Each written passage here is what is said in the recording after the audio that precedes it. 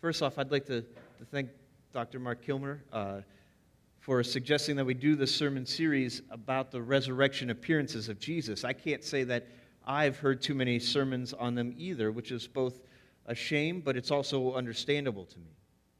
Sometimes I think we struggle sometimes, whether or not we want to admit it, about what it really means or what the implications really are of a resurrected Lord, but Jesus that's here now in our midst.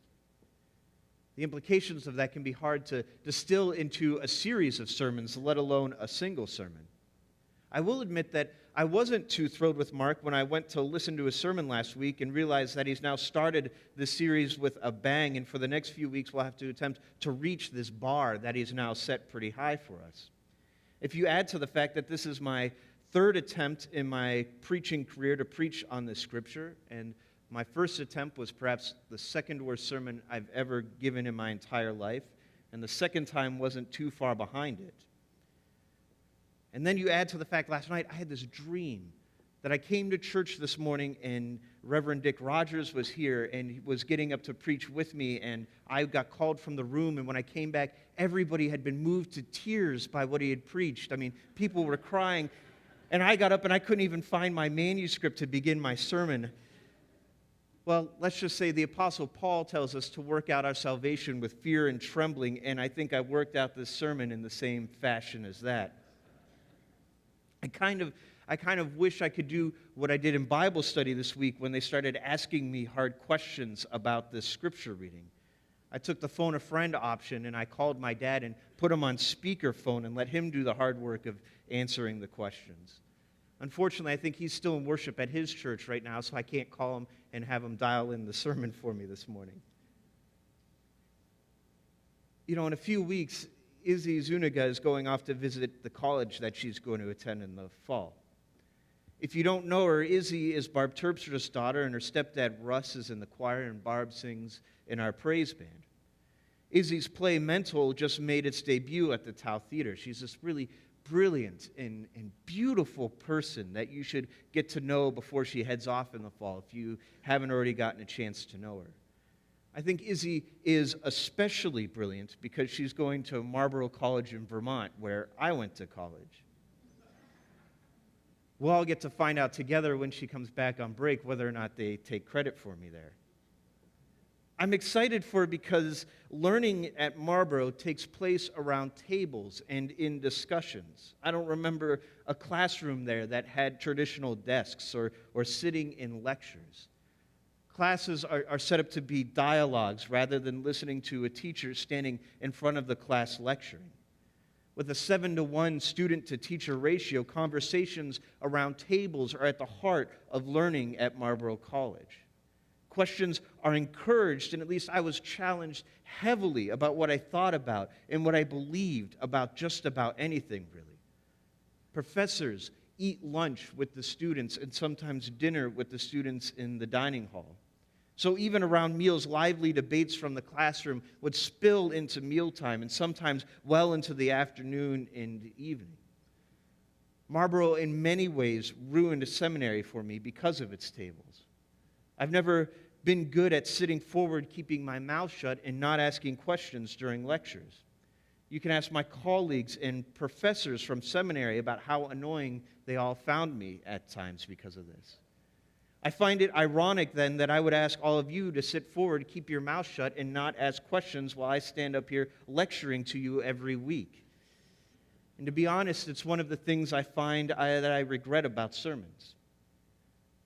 I oftentimes think that they would be better if they took place around tables where we could have more of a conversation, where we could learn more from each other.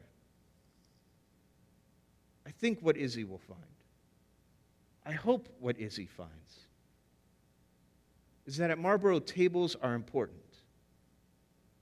They're important for learning there. They're important for community there. They're important for life there. So much of life can happen around something that we take for granted sometimes. And sometimes it's only on reflecting back that we begin to see how pivotal something like a table can be in our lives. When I was a kid, I remember sitting at the dinner table with my parents. And this was in the 80s, so after dinner, my dad would grab a cup of coffee and an ashtray, and he would smoke cigarettes, and we would talk as a family or play games sometimes. He used that powdered creamer, and he smoked Winston Lights. It's funny the things you remember, but I remember the way that it made his breath smell, that coffee with creamer and cigarettes. He's since quit using both powdered creamer and cigarettes, and to be honest, I have no idea, no interest to find out how my dad's breath smells these days. My parents would talk a lot around our table, catching up with one another, talking to my sister and I, or just talking about life. Sometimes they would talk about my dad's business trips and how he was getting there. For a long time, I thought they were saying Ralph 5 and Ralph 20 or Ralph 79, and I was amazed at how many people named Ralph my parents knew. The only Ralph I knew was our mailman. I couldn't imagine knowing so many Ralphs that you had to number them. When I got older, I realized they were saying Route 20 and Route 5, and they were discussing the roads my dad would take or the traffic in those days. When I was at college and I would come home, my dad and I would sit around that table sometimes late into the night arguing about philosophy, theology, and politics. I learned a lot about what it meant to be a person of faith, what it means to be a person of integrity and character, sitting with him around that same wood laminate table that's still there today. I learned that there are always consequences for how you choose your life, sometimes for better and sometimes for worse. And my father would sit with me and help me process both my successes and failures in life and being the kind of person that I wanted to be. We spent a lot of time around that table. A table where we struggled together with my own addictions. The table where we sat and discussed what my future was when I left Marlboro after my first semester there. At the same table where we discussed whether or not I should go back. And eventually where we sat and made plans for my graduation. The same table where I found my mother crying when I was 11 after her father passed. The same table where I learned that I didn't like chicken covered with mushroom soup poured over it or creamed chipped beef on toast, but it's also the same table where I fell in love with my mom's salmon and still crave her London broil. It's the same table that I go and I watch my mom do crafts with her grandchildren, and it's so cool to see Olivia's eyes light up as she works with my mom. It's the same table where we met my sister's future husband and would eventually learn that he would be her ex-husband. It's a table at my parents' house that's still there in the kitchen. That table has seen our family's heartaches, our frustrations, our mistakes. It's seen our love, our laughter, our thoughts, our successes and failures together. It's been there during our celebrations and our funerals. It's had planks added to it to accommodate as many people as humanly possible. And it's held each of us individually up through the night sometimes, through long nights of loneliness and struggle. There's something special about that table. And it isn't the table itself. It's actually just a crappy wood laminate table from the 1970s that probably should have been replaced years ago. But it's what's happened around that table. It's the role, the central character it's played in our lives that's made it sacred to my family. My kids might not know or understand the importance that a table can take. We've moved too much and have had several different tables. Now the kitchen counter is more of our table. In fact, I would say kitchens in general, probably for my kids, will replace the important centerpiece that the table has in my parents' kitchen for me. You know, it's funny to me sometimes that I've spent over half my life studying faith, trying to understand God, trying to make sense of the Bible, trying to figure out just what it means to be a Christian, or even how to be a Christian. Lately, for some reason, I've been obsessively staying up late into the night studying and struggling to find out just what exactly grace is. How does grace change my life? What does the word grace even mean? Am I truly living for God? It leads me to questions like, am I being transformed into a deeper disciple of Christ? Am I helping you to be transformed into deeper disciples of Christ? And yet, what strikes me is I read the scripture that I've truly struggled with since 2008 to preach in some way that makes some sense or to connect with people. And what I find more and more what it's about is that it's about meeting people around tables like the one in my parents' kitchen. And meeting people around a table like this one we have here. And the understanding then that when we do that, when we allow ourselves to enter into relationships with each other like that, where our guard is down, where we truly share who we are and where we are with each other, that somehow and in some way, Christ becomes present with us. That Christ joins us at our tables. One of the things that we hold central to our faith, one of the things that we find sacred as Presbyterians, is the table that we gather around together to break bread. And that we're supposed to come as we are to this table. That we're supposed to come as we are. And that means some of us come in brokenness. Some of us come in celebration. Some of us come while we're struggling, and others of us will come rejoicing in good fortune. Some of us will gather in our loneliness. Some of us are so in love with the people we have in our lives that it hurts. Some of us come to the table with absolute certainty about what it is we believe, while others will come questioning even the smallest assumptions we make about faith and life itself. But we believe that we're all invited. We all come around this table. And the truth of Scripture, scriptures like this one in Luke, is that somehow when we gather here around this table, that no matter who we are or what we are, that when we break this bread together and eat, we believe that we enter into a deeper, fuller, and more complete relationship with each other. And it's then in that relationship we begin to see Christ clearly. Even if it's just for a second and then poof, he's gone, like happened here at the table in Emmaus. Whatever grace is, whatever faith is, whatever being a Christian is or being a church means,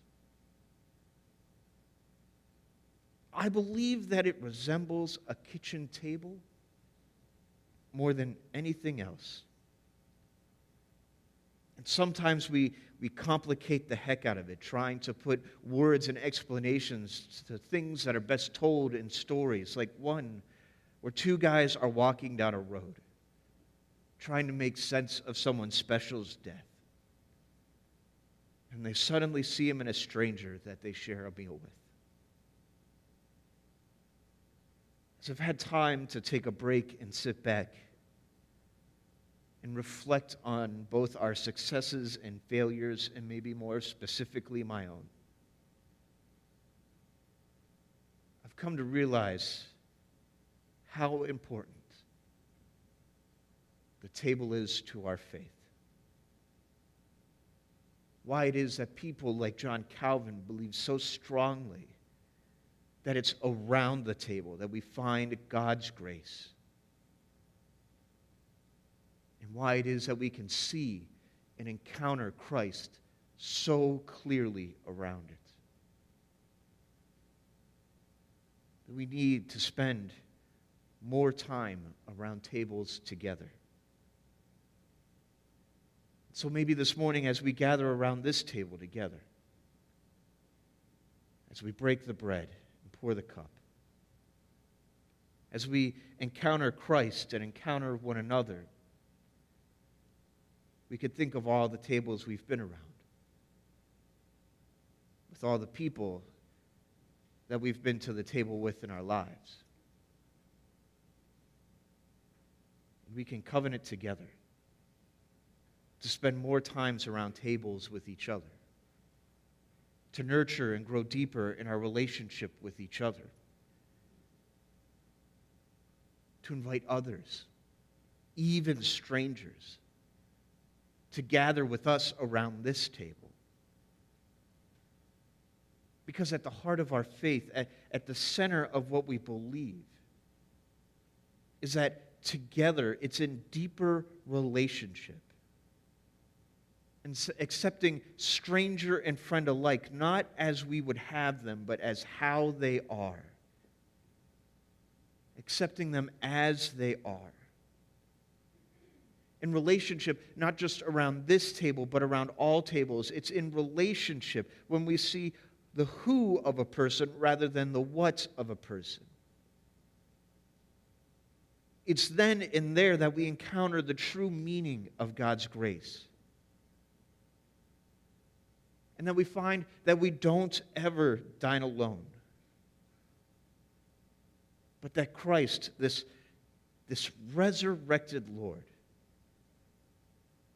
sits in our midst. And so it is this morning that we gather around this table.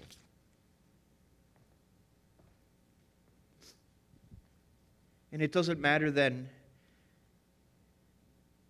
if we barely have a speck of faith, if we're resting in a moderate pool of faith, or if we find ourselves overflowing with faith. It doesn't matter why we're here. It doesn't matter how we're here. It just matters that we're here. And then understanding then that somehow when we gather together in worship around a table like this, that we truly affirm that we are a family together. And we do what it is families do together. We struggle together. We celebrate together. We laugh together. We cry together. We gather here in this room, around this table, only made sacred because we are together and because Christ is somehow present here with us. And we believe then that when we break this bread, when we pour this cup, when we take of it together, that Christ is made clearly known, is clearly seen, and clearly felt in our presence. And so we gather like Jesus did with his disciples. And before the meal, he took bread and he blessed it and he broke it and he gave it to them and he said, "Take, eat. This is my body being broken for you. And all that I ask is that when you get together and you take of it, you remember me." And in the same way, it tells us, he took the cup and the wine, and after giving thanks to God, he blessed it and poured it, and he said, "You see this? This is my blood shed for you. entering you into a new covenant with God and one another. One where the boundaries are broken down, the relationship is restored. And all I ask is that when you gather together and you drink from it, that you do so in memory of me. So we gather here together. The bread has been blessed and broken. The cup has been poured. And we do so in remembrance of him. This is the gifts of God for the people of God. Thanks be to God.